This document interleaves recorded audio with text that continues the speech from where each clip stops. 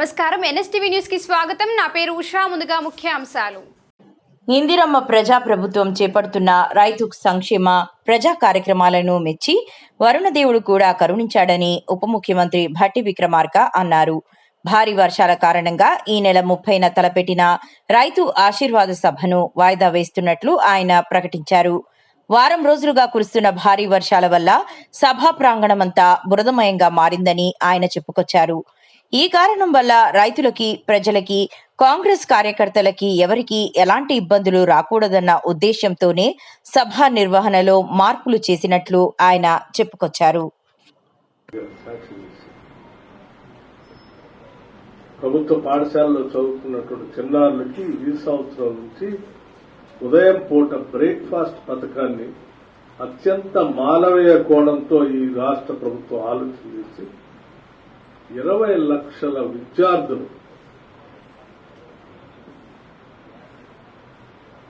Residential schools లో చదువుకుంటున్నటువంటి 7 లక్షల విద్యార్థులకి, ప్రభుత్వ పాఠశాలలో చదివితే 20 లక్షల విద్యార్థులకి కలిపి మొత్తంగా 27 లక్షల విద్యార్థులకి రాష్ట్రం ప్రభుత్వ తరఫు నుంచి ఉదయం పూట బ్రేక్ఫాస్ట్ పథకాన్ని పొద్దున్నే కూలీ నాలి చేసుకునేటువంటి కూలివాళ్లు కానీ, పేద మధ్యతరగతి కుటుంబాలకు సంబంధించిన తల్లిదండ్రులు కానీ పిల్లలకి చేతనయ్యో చేతన కాకనో సరైన ఆహారం పెట్టుకున్న బడికి పంపిస్తే ఆ బడిలో ఆకలితో ఉపాధ్యాయులు పంతులు చెప్పే పాఠాలు అర్థం కాక ఇబ్బంది పడి వాళ్ళు ప్రపంచంతో పోటీ పడలేకుండా పోతా ఉన్నారు. వాళ్ళకు కూడా పౌష్టికాహారం అందిస్తే ఆ వనరులు, ఆ పిల్లలు ఈ రాష్ట్ర సంపదగా భావించి వాళ్ళకి పోషకాహారం మొదటి నుంచి అందిస్తే వాళ్ళు కూడా ఈ ప్రపంచంతో పోటీ పడతారనే ఆలోచనతో ఖర్చు ఎంతైనప్పటికీ కూడా వాళ్ళందరికీ పౌష్టికాహారాన్ని అందించే ఒక బృహత్తరమైన కార్యక్రమాన్ని ఈరోజు రాష్ట్ర ప్రభుత్వం మానవీయ కోణంతో ముందుకు తీసుకెళ్తుంటాం. వ్యవసాయం చేసుకునే రైతాంగ సోదరులకి పంప్ సెట్లకు సంబంధించి 30 లక్షల పంపు సెట్లకి ఉచితంగా కరెంట్ అందిస్తా ఉన్నాం. దానికి సంబంధించి సంవత్సరానికి 14,000 కోట్ల రూపాయలు రైతుల పక్షాన రైతులు కట్టాల్సిన బిల్లుని రాష్ట్ర ప్రభుత్వం నేరుగా డిస్కౌంట్కి ప్రతి నెల రూపాయితో సహా లెక్కగట్టి డిస్కౌంట్ చెల్లిస్తా ఉంటాం.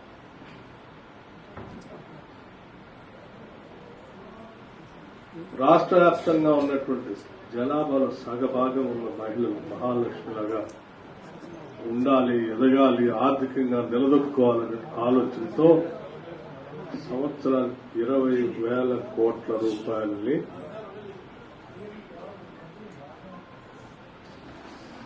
బ్యాంక్ లింకేజ్ ద్వారా రుణాలు ఇప్పించి 5 సంవత్సరాల మా సమయంలో 1,00,000 కోట్ల పైబడి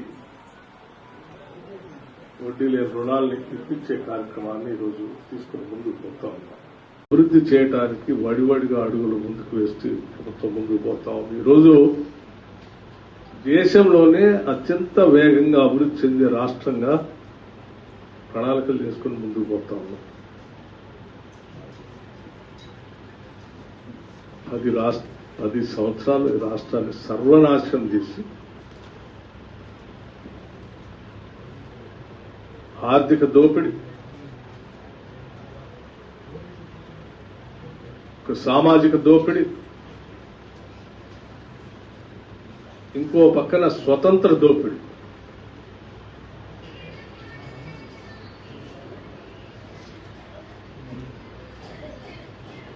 పెత్తందారి భూస్వామ్య విధానంతో రాష్ట్రాన్ని గుప్పెట్లో బిగించి సర్వనాశనం చేసి మళ్లీ తిరిగి తగుదనమ్మా అని చెప్పి ఇద్దరు బయలుదేరి ఒక పక్కన బామ్మర్ది, ఇంకో పక్కన బావ, మేమొస్తాం ఆడికి వస్తారు మీరు. ఇంకా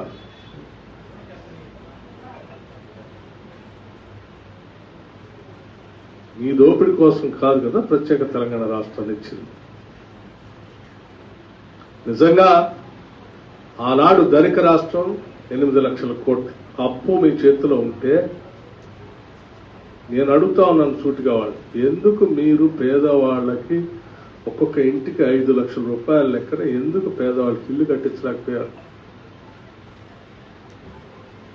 మీకు నిజంగా తెలంగాణ రాష్ట్రం మీద ప్రేమ ఉంటే ప్రభుత్వ పాఠశాలలో చదువుతున్న విద్యార్థులకు ఎందుకు ఉదయం పూట అల్పాహారం పెట్టించలేకపోయారు? మహిళలందరికీ ఉచితంగా ఆర్టీసీ బస్సులో తిప్పడానికి ఎందుకు ఖర్చు పెట్టలేకపోయారు? అందరికీ సన్నబియ్యం ఎందుకు ఇప్పించలేకపోయారు?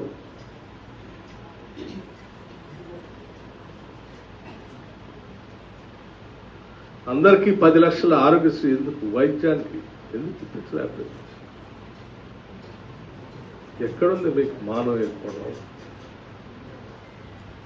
దోపిడీ రాక్షస కోణం తప్ప ఏమైనా ఉందా? అబద్దాల్ని పోగేసి ఆర్భాటంగా ప్రచారం చేసుకోవటం తప్ప ఏమైనా ఉందా? ఎంతకాలం ఇంకా ఈ తెలంగాణ ప్రజలు నమ్మాలి?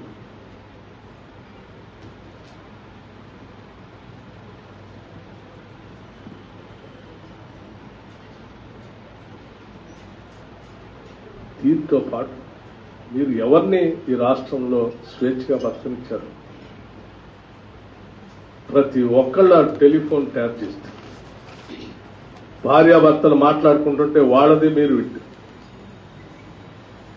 అధికారులు మాట్లాడుకుంటుంటే వాళ్ళది వింటారు, రాజకీయ నాయకులు మాట్లాడుకుంటుంటే వాళ్ళది వింటారు, వ్యాపారస్తులు మాట్లాడుతూ ఉంటే వాళ్ళది వింటుంది, సినిమా ఇండస్ట్రీలో ఉన్నటువంటి వాళ్ళు మాట్లాడుకుంటుంటే వాళ్ళది వింటుంది. అంతిమంగా ఈ రాష్ట్రంలో ఎవడు ఏం మాట్లాడదామన్నా భయంగా బతికే పరిస్థితి తీసుకొని వస్తుంది.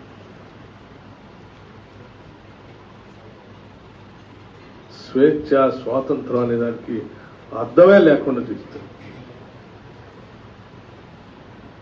స్వేచ్ఛను దోపిడీ చేసి, స్వతంత్రాన్ని దోపిడీ చేసి, ఆర్థిక సమూలంగా అరాచకం సృష్టించి దోపిడీ చేసి, సామాజిక న్యాయం లేకుండా దాన్ని దోపిడీ చేసి,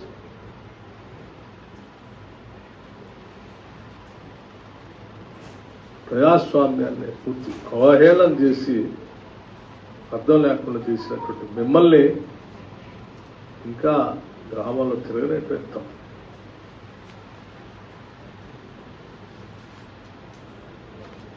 అబద్దాలను పోగేసి రోజుకు ఒక కట్టుకథ అల్లి ఆ కట్టుకథను ప్రచారం చేసుకోవటం కోసం ఒకడు ఈదర్ నుంచి జిల్లాలు పర్యటన చేస్తూ మీకున్నటువంటి దోపిడీ చేసిన సొమ్ముతో కొన్ని పత్రికలు పెట్టుకొని, కొన్ని టీవీ ఛానల్స్ పెట్టుకొని, కొద్ది సోషల్ మీడియా పెట్టుకొని తప్పుడు ప్రచారం చేసినంత మాత్రాన ప్రజలు నమ్ముతారు అనుకుంటే తప్పు. ప్రజలు గమనిస్తూనే ఉన్నారు. ప్రజలు ఈరోజు స్వేచ్ఛగా బతకాలని కోరుకుంటున్నారు, స్వతంత్రంగా బతకాలనుకుంటున్నారు. ఇక్కడ పోగేసిన ప్రతి రూపాయ వాళ్ల కోసమే ఖర్చు పెట్టాలనుకుంటున్నారు. అదే ఈనాడు పాలన అందిస్తున్నటువంటి ప్రజాప్రభుత్వం, స్వాతంత్రం ఇందిరమ్మ ప్రభుత్వం ప్రజలకు అందిస్తాం. ఈ స్వాతంత్రాన్ని, వాళ్ళ స్వేచ్ఛని ఎప్పుడు కాపాడుతూ ప్రతి రూపాయ వాళ్ల కోసమే ఖర్చు పెడతామని ఈ ప్రభుత్వం నిబద్ధతతో, అంకిత భావంతో ముందుకు పోతుందని, దీన్ని తట్టుకోలేని కుట్రదారులు తిరిగి మళ్లీ బయటకు వచ్చి ప్రజా ఆర్భాటాలతో బతికే ప్రయత్నం చేస్తున్నారు. తెలంగాణ ప్రజలంతా దీన్ని గమనించాలని చెప్పి మీ ద్వారా రాష్ట్ర ప్రజలు విజ్ఞప్తి చేస్తాం. నమస్కారం. వడ్డీ లేని రుణాలకు సంబంధించి సీలింగ్ 5 లక్షల రూపాయల వరకే ఉంటే కనీసం 5 లక్షల రూపాయలకు సంబంధించిన వడ్డీ లేని రుణాన్ని కూడా 10 సంవత్సరాలు గాలికి వదిలేసింది ఆనాటి టీఆర్ఎస్ ప్రభుత్వం. ఇప్పుడు మేము 5 లక్షలు కాదు, దాన్ని సీలింగ్ ని 10 లక్షల వరకు పెంచి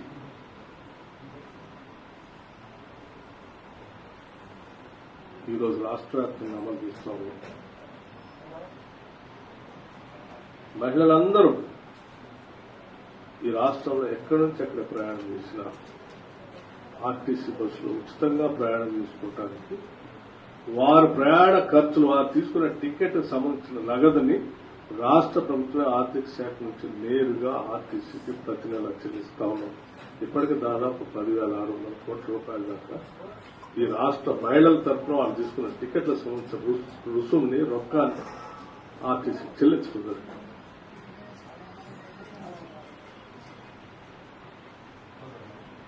పేదలు, ఆరోగ్యం, మధ్యతరగతి కుటుంబాలు 1,15,00,000 కుటుంబాలు మొత్తం రాష్ట్రంలో ఉంటే 1,06,00,000 కుటుంబాలకి సంవత్సరానికి అనారోగ్యానికి గురైతే ఆనాటి టీఆర్ఎస్ ప్రభుత్వం చూశాము. వైద్యం చేయించుకోవాలంటే ఉన్న ఆరోగ్యశ్రీ కూడా పూర్తిగా దాన్ని గాలి కొదిలేస్తే వాళ్ళకున్న భూముల్లో ఉన్న ఇంటినో లేకపోతే వాళ్ళ ఇంట్లో ఉన్నటువంటి మంగళసూత్రాల్లో బంగారాల్లో అమ్మేసి తెగ నమ్ముకొని ఆ పిల్లులు కట్టి కుటుంబాలు చిత్రమైన పరిస్థితులు కూడా చూశాం. వాళ్ళ దాన్ని 5 లక్షల నుంచి 10 లక్షల వరకు ఆరోగ్యశ్రీకి సంబంధించిన దాన్ని పెంచి సంవత్సరానికి ఆ కుటుంబం 10 లక్షల వరకు వైద్యం చేయించుకునే పరిస్థితిని కల్పించారు. 6 రోజులు బడి నడుస్తూ ఉంటే అల్పాహారంతో పాటు ఒక గ్లాస్ పాలు కానీ ఆల్టర్నేటివ్ డేస్ లో ఒక గ్లాసు రాగి జావా కానీ ఇచ్చి కానీ ఇంటర్మీడియట్ విద్యార్థులకు కూడా మధ్యాహ్న భోజనం. ఇది కదా మానవీయ కోణం అంటే. అలాగే నిరుద్యోగ యువతీ యువకుల కోసం ఆలోచన చేసి ప్రభుత్వ పబ్లిక్ సర్వీస్ కమిషన్ ప్రక్షాళన చేయడమే కాకుండా క్యాలెండర్ రిలీజ్ చేసి 10 సంవత్సరాలు అలా టీఆర్ఎస్ ప్రభుత్వం గ్రూప్ 1 పరీక్ష ఒక్కటి కూడా నిర్వహించకుండా నిరుద్యోగ యువతీ యువకులు ఉస్మానియా యూనివర్సిటీలో వాళ్ళ వయసు అయిపోయి కూడా అంటే ఎలిజిబిలిటీ వయసు అయిపోయి అల్లాడుతుంటే కూడా పట్టించుకోకుండా కూడా ఈ ప్రభుత్వం రాగానే వాళ్ళందరికీ క్యాలెండర్ ప్రకటించి ఉద్యోగాలు కండక్ట్ చేయడం కాదు దాదాపు 76,000 మంది నిరుద్యోగ యువతీ యువకులకి ఈరోజు నియామక పత్రాలు కూడా అందించారు. రాష్ట్ర వ్యాప్తంగా ఈరోజు నిన్నటికి నిన్న నల్గొండ నియోజకవర్గ హెడ్ క్వార్టర్లో 13,000 కోట్ల రూపాయలతో హ్యామ్ రోడ్లని భూమి పూజ కార్యక్రమం చేశాం. మొత్తంగా ఈరోజు రాష్ట్రంలో 90,000 కోట్ల రూపాయల రహదారుల పనులు ఆర్ఎండ్బి శాఖ నుంచి శాంక్షన్ చేసి పనులు మొదలవుతూ ఉన్నాయి. భవిష్యత్తులో ఏ ప్రాంతం ఏ మూలను చూస్తా ఉన్నా రహదారుల పని నడుస్తూనే ఉంటుంది. అంటే కేవలం సంక్షేమమే కాదు, సంక్షేమంతో పాటు అభివృద్ధిని కూడా ఈ రాష్ట్రంలో ఉరకలు పెట్టించాలనే ఆలోచనతోనే ఎప్పుడు ఇంతవరకు చరిత్రలో వెళ్ళినట్టుగా 90,000 కోట్ల రూపాయలతో ఆర్ఎండ్బి వర్క్స్ కి శాంక్షన్ చేసి ముందుకు పోతా ఉన్నాం. అట్లాగే పంచాయతీరాజ్ రోడ్లు అవి అదనంగా ఇవి కాకుండా హైదరాబాద్ లో ఒక ఫ్యూచర్ సిటీ నిర్మాణం అదనంగా హైదరాబాద్, సికింద్రాబాద్, సైబరాబాద్ అంటే వాటికి ధీటుగా అంతకంటే బాగా ఉండేటట్టుగా ప్రపంచంతో పోటీ పడేటట్టుగా ఒక ఫ్యూచర్ సిటీ నిర్మాణం, మూసీ రిజర్వేషన్ నిర్మాణం, పునర్జీవ నిర్మాణం, తెలంగాణ రాష్ట్రంలోని అన్ని జిల్లాలను కలుపుతూ ఒక RRR నిర్మాణం, రీజనల్ రింగ్ రోడ్డు నిర్మాణం, ఔటర్ రింగ్ రోడ్డుకి రీజనల్ రింగ్ రోడ్డుకి మధ్యలో రేడియల్ రోడ్స్ కనెక్ట్ చేస్తూ అనేక పారిశ్రామిక క్లస్టర్లు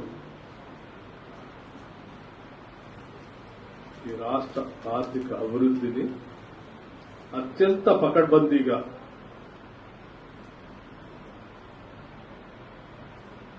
కోర్ అర్బన్ రీజన్ ఎకానమీ అంటే అక్కడ హైదరాబాద్ పరిసర ప్రాంతంలో service sectors, peri urban reason economy అంటే ఔటర్ రింగ్ రోడ్కి రీజనల్ రింగ్ రోడ్కి మధ్యలో